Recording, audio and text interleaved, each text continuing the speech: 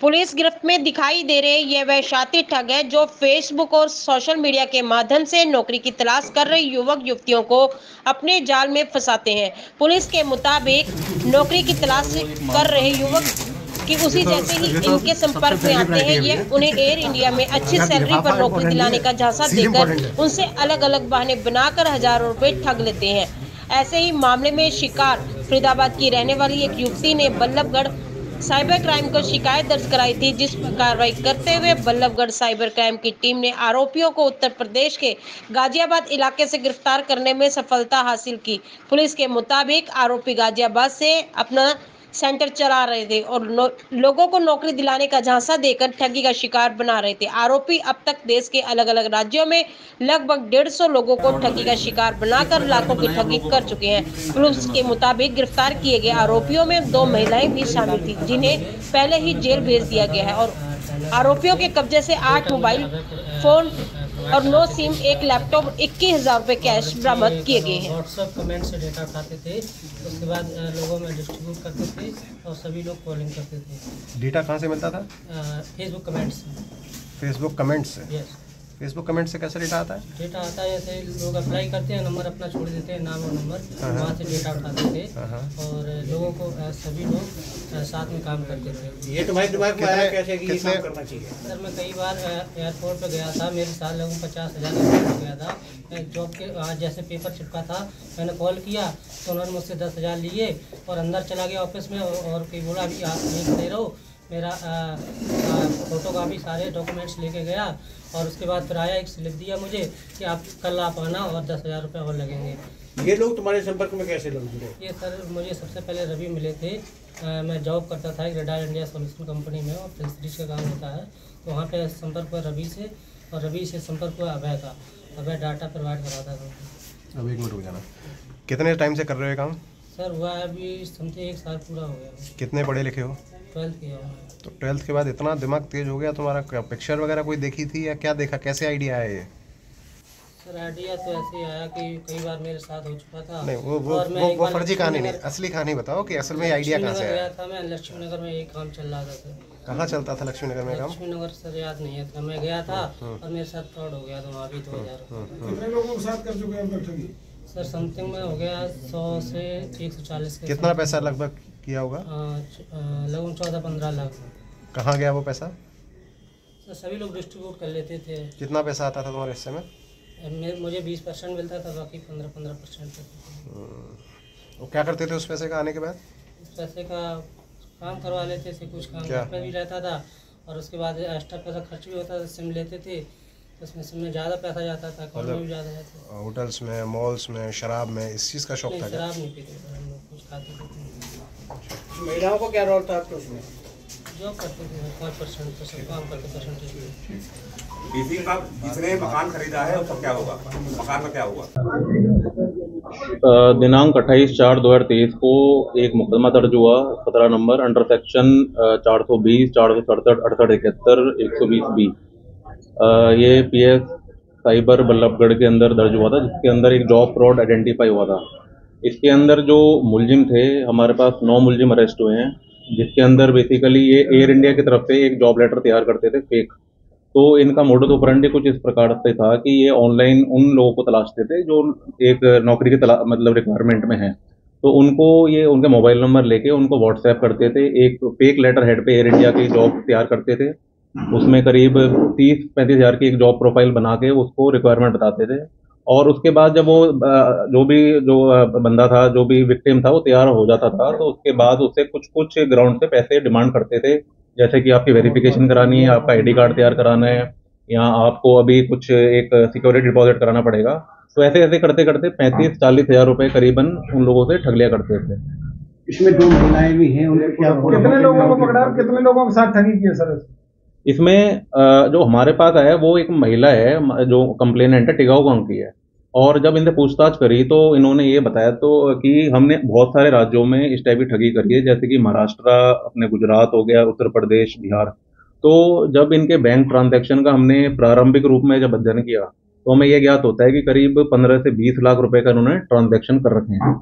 मगर उनमें अभी तक कोई ऐसी एफआईआर दर्ज नहीं हुई है। तो हमने वहाँ की जो लोकल पुलिस है उनको भी हमने इन्फॉर्म करा ताकि वो भी इस वारदातों का संज्ञान लें। सर जो 2 महिलाएं थी वो कहाँ की थी? ये उत्तर प्रदेश की रहने वाली हैं, 2 महिलाएं हैं। एक तो है बुलंदशहर उत्तर प्रदेश की और दूसरी गाजियाबाद की है, मतलब दोनों उत्तर प्रदेश की। क्या होता है? इनका रोल ये होता था कि जैसे कि जो वारदात कर्मी हैं, जो करने वाले हैं लड़के, उन्होंने ये बताया कि हम महिलाओं को नॉर्मली रखते थे क्योंकि उनको ऐसा लगता था कि महिला जब संपर्क करेंगे, कम्युनिकेशन करेगी तो जो दूसरा विक्टिम है वो जल्दी मतलब इसके कंट्रोल में आ सकता है, जल्दी मतलब ड्यूप हो सकता है। तो कुछ इस प्रकार के इन्होंने सोच विचार रखा और महिलाओं को इसमें इन्वॉल्व करा। कॉल करने का काम, कॉलिंग का काम जो था महिलाएं करती थी। महिलाएं कॉलिंग करती थी, अपने आप को एयर इंडिया के रिप्रेजेंटेटिव बताती थी और उसके बाद जॉब लेटर वगैरह ऑफर करती थी और उस हिसाब से मतलब इनको फरीदाबाद के कितने मामले हैं सर इनके साथ इस तरीके की जो धोखाधड़ी की? फरीदाबाद के अभी हमारे संज्ञान में एक वारदात आई है, मगर हम निरंतर उनके कॉल डिटेल्स और पूछताछ जारी रखे हुए हैं कि और भी इस प्रकार के कोई और भी विक्टिम्स होंगे तो उनको भी हम लोग इन्वॉल्व करेंगे। कितने लोग बैकग्राउंड क्या है? हाँ, सभी का बैकग्राउंड क्या है? प्रोफाइल ये मतलब कि अभी कुछ 12वीं पढ़े हुए हैं, कुछ अभी ग्रेजुएट करे हैं, बीए तक करे हुए हैं, तो मतलब कि अराउंड 19, 20, 22, 23 इस मतलब एज ग्रुप के हैं। ये सारे जो लोग करे हैं ये कहाँ के रहने वाले, महिलाओं को छोड़ करके जो ये मूल निवासी तो उत्तर प्रदेश के हैं, अलग अलग जिलों के हैं, कुछ बिहार के भी रहने वाले हैं, मतलब कुल मिला के मतलब उत्तर प्रदेश की मूल निवासी हैं, अलग अलग जिलों के। इनका कोई लिंक है इससे? जिस तरीके से नौकरी दिलाने का काम करते थे एयर इंडिया में, तो उनसे कहीं से कोई लिंक इनका इनमें से किसी का? इनमें से किसी का कोई लिंक नहीं है एयर इंडिया से। इनका मेन ये था कि ये खुद भी बेरोजगार थे और बेरोजगार को ही टारगेट कर रहे थे क्योंकि इनको भी कोई ना कोई आसार चाहिए था कि रोजगार इनका बन जाए। तो इन्होंने नेट पे सर्च किया तो उनको लगा कि ये सबसे आसान तरीका है किसी को बेवकूफ़ बनाने का, ठग बनाने का। तो इन्होंने भी किस तरीके से फ्रॉड कर सकते, तो इंटरनेट पे सर्च किया। सर्च करने के बाद इनको पता चला कि एयर इंडिया के हम लेटर हेड तैयार करेंगे तो उस पर हम जॉब फ्रॉड कर सकते हैं। तो एयर इंडिया का लोगो लिया इन लोगों ने, उसी को एक अच्छे से लेटर हेड पे उसका लोगो वगैरह तैयार किया। तो इस प्रकार से एक एयर इंडिया की जो कंपनी, एस्टेब्लिश्ड कंपनी है, उसका भी लोगो मिसयूज करने के हिसाब से हमने वो धारा भी ऐड इनके खिलाफ करी है। इनसे 8 मोबाइल फोन है और 9 सिम कार्ड है और एक लैपटॉप है और 21,000 रुपये कैश। प्रिंट वगैरह जो निकालते थे वो बरामद नहीं हुआ? प्रिंटर वगैरह वो अभी हमारा रिमांड पीरियड चल रहा है। हम बेसिकली जो लेटर हेड थे वो उनके लैपटॉप में ही थे, तो वो हम अब एफएसएल भेजेंगे तो उसके हिसाब से जो रिपोर्ट आएगी तो वही हमारे डिजिटल एविडेंस तैयार हो जाएगा। सर ये सभी छात्र एक जगह से ही पकड़े गए थे कि अलग अलग? ये बेसिकली नोएडा में थे मैक्सिमम लोग, तो अब उसके अंदर कुछ लोग गाजियाबाद में भी थे। तो ये बहुत ही करीब मतलब 20-30 किलोमीटर के दायरे में थे।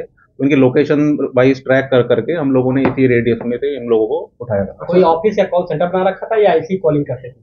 ये अपने जैसे रेंटेड अकोमोडेशन पे रह रहे हैं, कोई अपने खुद के मतलब प्राइवेट ओन्ड मकान में भी रह रहा है और उसी में अपने कुछ 2-3 कंप्यूटर जोड़ लिए, एक अपने हेडसेट, एक हेडफोन लगा लिया, तो उसी से एक निरंतर अपनी मतलब कॉल सेंटर आप कह सकते हो जो स्टेब्लिश कर रखा था लोगों ने। कहाँ पे बनाया हुआ था कॉल सेंटर उन्होंने? ये नोएडा में। नोएडा में कॉल सेंटर। सेक्टर तो सेक्टर होंगे गाजियाबाद शांतिनगर में। शांतिनगर में गाजियाबाद। सर जिस तरीके से लगातार कहीं ना कहीं साइबर फ्रॉड होते हुए नजर आ रहे हैं, पुलिस में लगातार कार्रवाई कर रहे हैं, लोगों से क्या अपील करना चाहिए जिस तरीके से लगातार लोग फ्रॉड का शिकार होते हैं?